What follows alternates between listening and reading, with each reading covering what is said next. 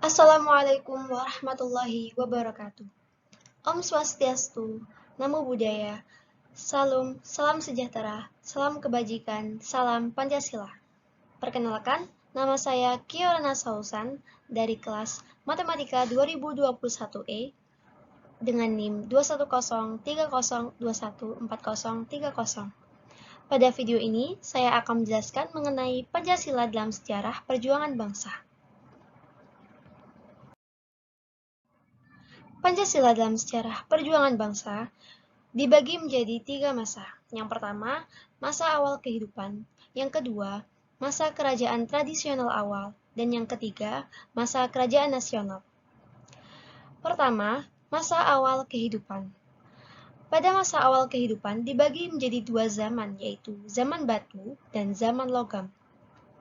Zaman batu terdapat batu tua, batu tengah, batu muda, dan batu besar. Pada zaman logam terdapat tembaga, perunggu, dan besi. Zaman batu. Pada zaman batu atau Paleolitikum, alat-alat dibuat dari batu kasar yang tidak diasah dan dihaluskan. Contohnya, koper atau kapak genggam. Kehidupan masyarakat pada zaman batu tua masih sederhana. Untuk memenuhi kebutuhan hidup sehari-hari, mereka sangat bergantung pada alam. Oleh karena itu, tempat tinggal mereka berpindah-pindah dari satu tempat ke tempat lainnya. Tempat yang ditinggali adalah daerah yang subur dan banyak menyediakan bahan makanan. Kebudayaan Batu Tengah atau Mesolitikum, alat-alat masih sama dengan zaman batu tua, yaitu berbentuk kasar, tidak diasah, dan tidak dihaluskan. Alat-alat yang dihasilkan pada zaman ini antara lain pebble atau kapak genggam, sejenis koper pada masa Paleolitikum, dan hackle cord atau kapak pendek.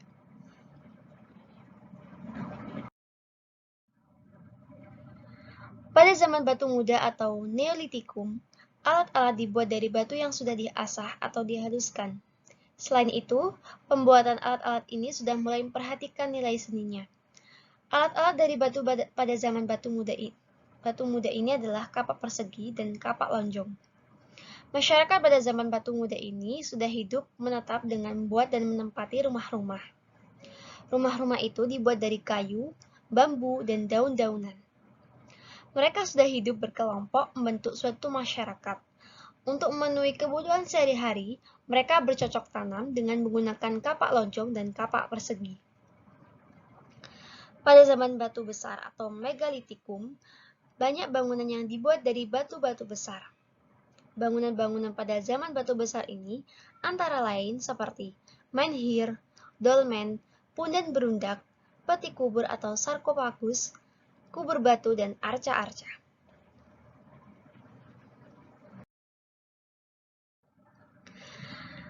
Zaman logam. Zaman logam merupakan zaman di mana manusia sudah memiliki dasar akal yang lebih maju dari zaman batu.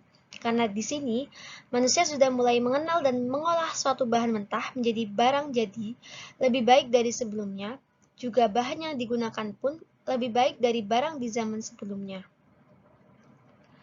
Zaman tembaga adalah zaman ketika manusia menggunakan tembaga sebagai bahan untuk membuat alat-alat untuk kebutuhan hidupnya.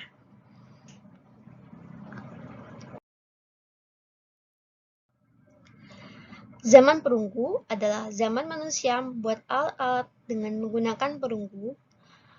Alat-alatnya antara lain seperti kapak corong, nekara, dan muko. Zaman besi adalah zaman manusia membuat suatu alat dengan terlebih dahulu melebur besi dari bijinya, kemudian menuangkan ke dalam cetakan menjadi alat-alat yang hendak dibuat. Alat-alat yang dibuat antara lain mata kapak dan mata tombak.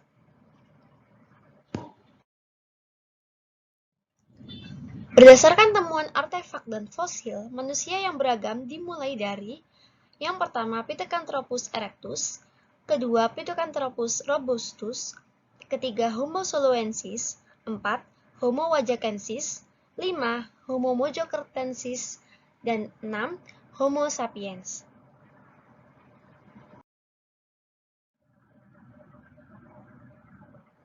Nilai-nilai Pancasila pada masa awal kehidupan.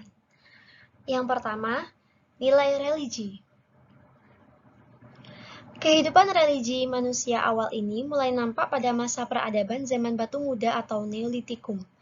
Keyakinan terhadap kekuatan di luar manusia ini menjelaskan bahwa pada waktu itu sudah mengenal adanya pemujaan yang disebut sebagai animisme dan dinamisme sebagai wujud religious behavior. Yang kedua, nilai kemanusiaan. Nilai kemanusiaan nampak pada perilaku penghargaan terhadap anggota masyarakatnya yang meninggal melalui ritual upacara, mulai penguburan sampai pemujaan arwah. Nilai kemanusiaan juga nampak dalam kehidupan sosial dengan adanya interaksi dan komunikasi sosial yang dapat ditemui dari beberapa artefaknya, seperti sistem barter dan juga hidup nomaden. Ketiga, nilai persatuan. Nilai persatuan tampak pada pemenuhan kebutuhan hidupnya yang sudah terpola seperti adanya pembagian kerja, yaitu kaum pria mencari makanan dan kaum wanita menetap di gua dan membuat alat-alat rumah tangga serta menjaga anak-anak. Kesatuan ini berkembang ketika mereka mulai mengenal bahasa sebagai alat komunikasi. Yang keempat, nilai demokratis atau musyawarah.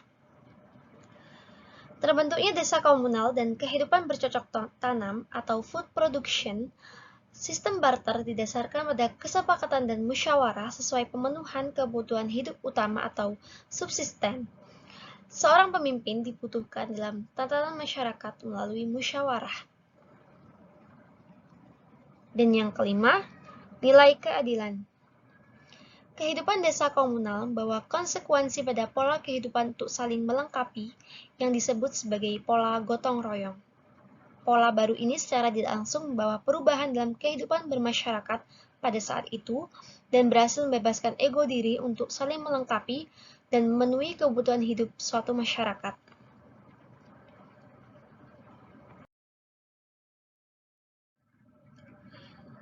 Kedua, masa kerajaan tradisional awal.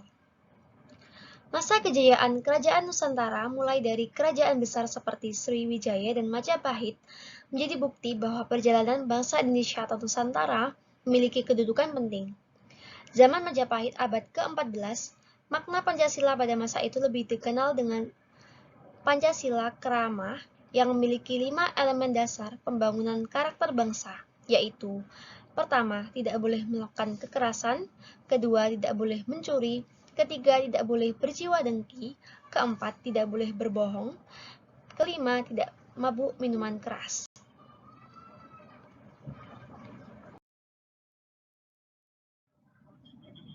Sedangkan hubungan awal Nusantara dan Cina terjadi karena perluasan pengaruh Kekaisaran Cina ke Asia Tenggara akhir abad kedua sebelum Masehi. Hal ini terbukti dari menurut catatan Cina pada zaman pemerintahan Kaisar Wuti pada tahun 140 sampai dengan 86 sebelum Masehi, orang Cina telah berlayar di pulau besar di Laut Selatan.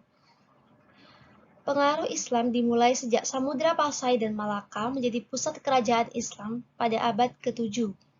Para pembawa dan penyebar Islam ke daerah pedalaman umumnya adalah para mubalik, wali-wali, dan orang-orang yang dianggap suci dengan para penerima Islam yang beragam, mulai raja dan bangsawan sampai rakyat.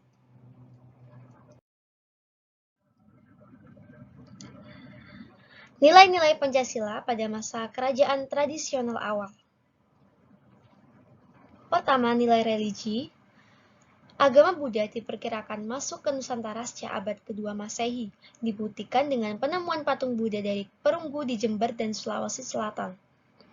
Bukti fisik adanya pengaruh India dan Cina di Indonesia sebagai bagian dari nilai religi masih dapat dilihat pada prasasti, artefak, dan beberapa bangunan candi, kelenteng, dan vihara yang tersebar di seluruh wilayah Indonesia.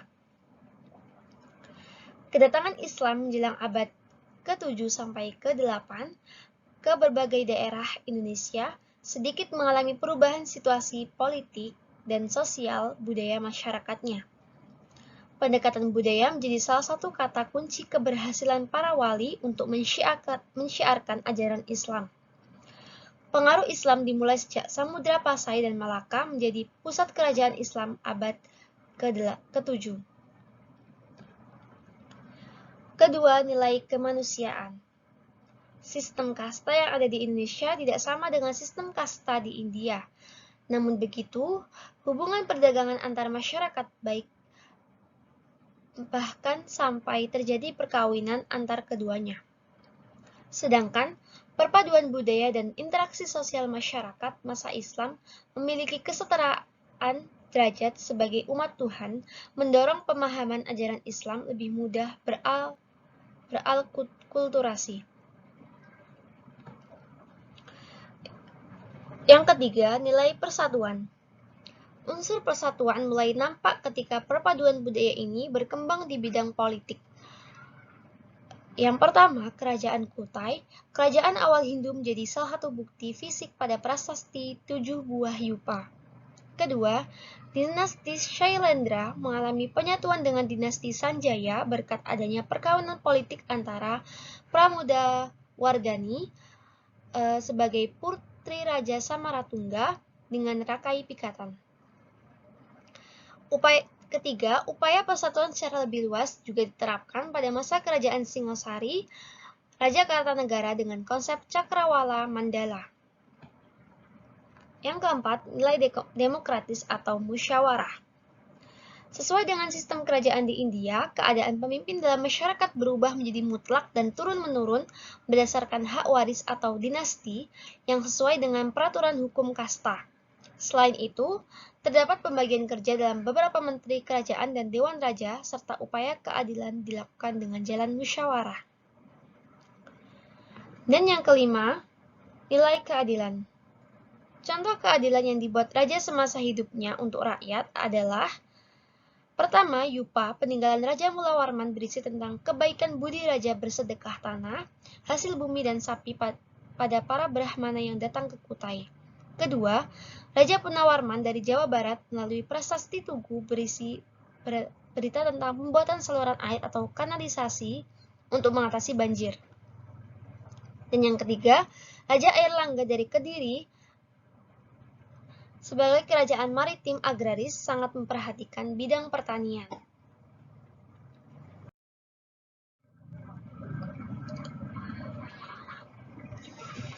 Selanjutnya, masa kerajaan nasional. Perjalanan sejarah bangsa Indonesia mulai berkembang ketika ada pengaruh asing masuk ke Indonesia.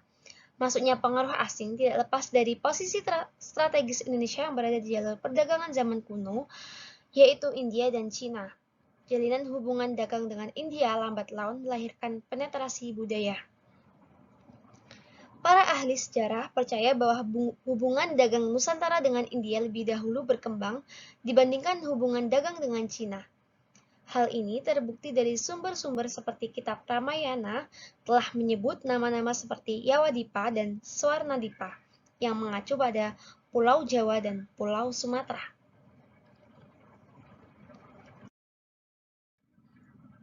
Pada masa kerajaan nasional, seperti Kerajaan Sriwijaya, Kerajaan Sriwijaya ini dikenal sebagai kerajaan bahari karena masyarakatnya hidup dari pelayaran dan perdagangan.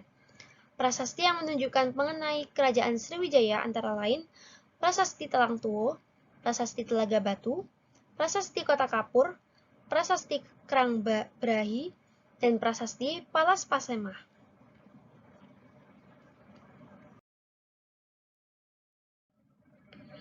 Nilai-nilai Pancasila pada masa Kerajaan Sriwijaya. Yang pertama, nilai religi. Pada abad ke-7, Kerajaan Sriwijaya telah dikenal sebagai pusat pendidikan agama Buddha Mahayana. Sriwijaya menjadi pusat perkembangan agama Buddha Mahayana terpenting di Asia Tenggara dan Asia Timur. Kedua, nilai kemanusiaan. Ajaran Buddha tidak mengenal sistem kasta. Ajaran ini diarahkan dalam kebijakan Sriwijaya untuk memperbaiki dan mengembangkan kemakmuran melalui kerjasama di bidang politik, ekonomi, dan keagamaan. Ketiga, Nilai persatuan. Prasasti Talang Tuo berisi tentang pembangunan Taman Sri Setra atas perintah Dapunta Hyang Sri Jayanaga pada tanggal 23 Maret 684 Masehi. Kedua, prasasti Telaga Batu memberi bukti bahwa tata tertib negara berisi ancaman dan pelanggaran. Ketiga, prasasti Kota Kapur menunjukkan perluasan wilayah setelah situasi Sriwijaya aman dan sejahtera. Keempat, perkawinan politik antara Raja Airlangga di Kadiri dengan Putri Raja Sriwijaya untuk melestarikan bahasa Melayu kuno sebagai bahasa komunikasi. Kemudian, nilai demokratis atau musyawarah. Nilai demokratis atau musyawarah nampak pada semua permasalahan diputuskan secara musyawarah melalui Dewan Nagari. Dewan Nagari menjadi wadah politik untuk memberikan nasihat kepada penguasa kerajaan. Kelima, nilai keadilan. Nilai keadilan nampak pada Sriwijaya yang berusaha memajukan kehidupan masyarakatnya melalui jalur niaga dan maritim yang bersifat insulair, interinsulair, dan internasional. Sriwijaya juga tidak keberatan mengakui Cina sebagai negara yang berhak diberi upeti. Kemudian ada Kerajaan Majapahit. Kerajaan Majapahit dibangun oleh Raden Wijaya pada tahun 1293 di Trowulan.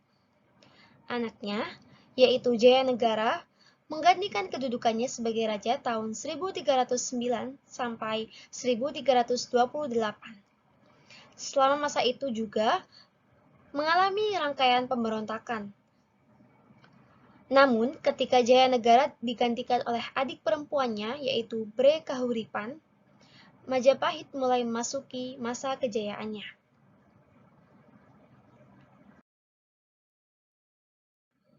Nilai-nilai Pancasila pada masa Kerajaan Majapahit. Yang pertama, nilai religi. Kehidupan keagamaan masa Kerajaan Majapahit mengutamakan sikap toleransi tinggi. Hal ini terbukti bahwa pada masa Kerajaan Majapahit berkembang 3 ajaran agama besar yaitu Hindu-Buddha dan Islam. Kedua, nilai kemanusiaan. Tata masyarakat Majapahit berdasarkan Hinduisme, yaitu pembagian anggota masyarakat ke dalam 4 golongan atau kasta, yaitu Brahmana, Ksatria, Waisya, dan Sudra. Ada juga 3 golongan ke bawah, yaitu Candala, Meleka, dan Tuka. Kehidupan dan nilai kemanusiaan dengan memberikan kebebasan desa untuk berotonomi khusus guna menjadi tentram, damai, dan tertib. Ketiga, nilai persatuan. Raden Wijaya minta bantuan perlindungan kepada Arya Wiraja untuk membuka hutan tarik. Majapahit mencapai puncak kejayaannya pada masa pemerintahan Hayam Wuruk pada tahun 1350 sampai dengan 1389 yang punya cita-cita untuk menyatukan Nusantara. Pada masa itu, wilayah kekuasaan Majapahit menurut Kitab Nagara Kratagama meliputi wilayah Sumatera, Semenanjung Melayu, Kalimantan, Sulawesi, Maluku, Nusa Tenggara, dan daerah Papua Barat. Kemudian nilai demokratis atau musyawarah.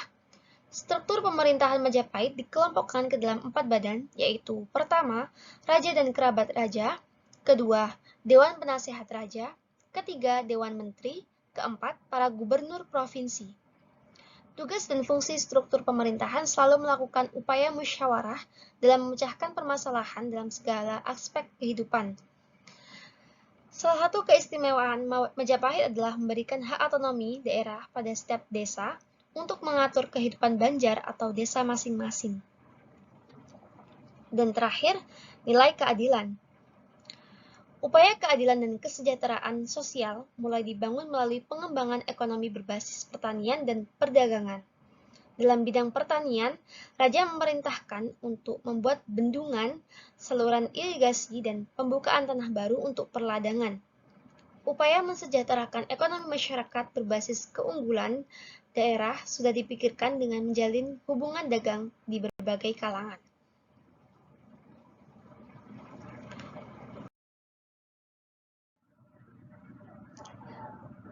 Materi ini diambil dari buku Pendidikan Pancasila oleh tim MKU Pendidikan Pancasila tahun terbit 2014, buku Sejarah Nasional Indonesia oleh Al-Ansori M. Junaidi tahun terbit 2007, serta buku Seni Budaya untuk SMA kelas 10 ISBN 979758366 oleh Sulastianto Heri tahun terbit 2007.